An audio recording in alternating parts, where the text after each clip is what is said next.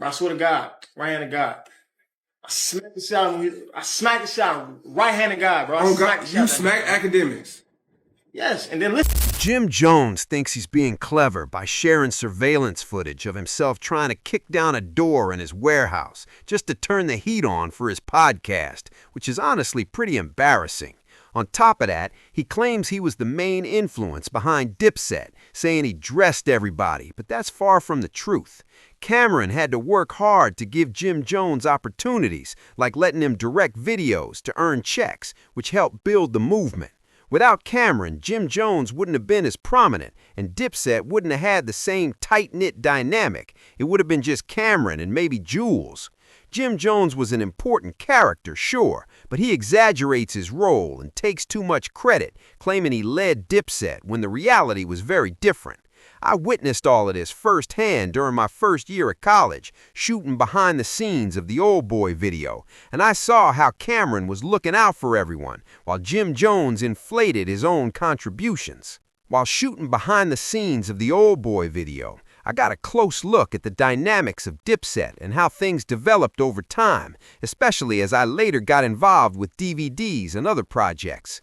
Jim Jones, however, tends to exaggerate his role.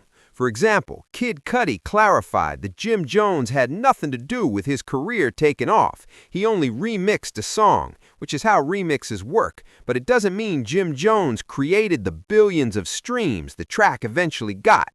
Moving beyond that, Asian Doll is facing charges for promoting her lingerie line in a misguided stunt by tying bras to the Hollywood sign, which was incredibly dumb.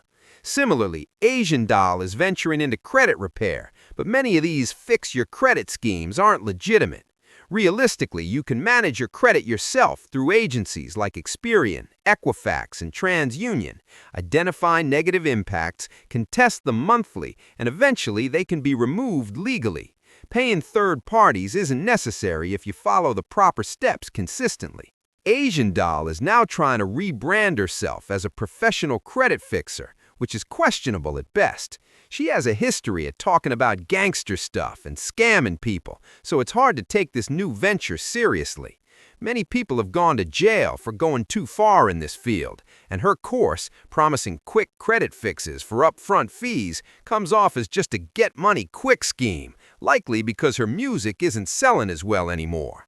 Meanwhile, Akademiks went hard on Lil Baby, exposing that he allegedly used Tight to get his cameraman into proximity with Akademiks. Reports say the cameraman even admitted on Cuff 'Em Stream that he tried to slap the Akademiks. If true, that's incredibly reckless. Publicly confessing to committing a crime only makes the situation worse. Bro, I swear to God, right hand of God. I smacked the shit out of him. I smacked the shit out of him. Right hand of God, bro. I Oh smacked God, the shit you out of that smacked nigga, bro. Akademiks. Yes. It's funny, but also pretty ridiculous. Akademiks exposed that Lil Baby was paid $30,000 to prevent him from going in on his last album, which was hurting its promotion. Even with that, Lil Baby's album still flopped. His run is over. And seriously, why make an enemy out of one of the biggest trolls on the internet? That's like going against 50 Cent. Akademiks is going to troll, dig, and expose more, leaving you looking like a clown. Lil Baby probably didn't even know about the $30,000 payment, and then he allegedly paid someone $2,000 to go slap Akademiks, which is only going to cost him more money, either to stop the fallout or overcompensate with more promotion. He might do well on features, but his album game is over. He's lost his mojo. Some people get complacent when they make it, and that's exactly what happened here. On top of that, Ty Leo working with Lil Baby on this only makes things worse. Then we have Kanye West, who recently took out big articles, possibly in the Wall Street Journal, apologizing for his anti-Semitic remarks, blaming his actions on being bipolar. But it's hurting his business. He lost his Yeezy deal, misses the spotlight, and his albums aren't being promoted anymore. He's basically deplatformed and has lost all his power. He could have done so many great things, but he chose to alienate a huge portion of his fan base, including people deeply involved in the music and fashion industries. While he claims it's due to his mental health, at some point, if you know your condition and aren't managing it, it starts to look intentional.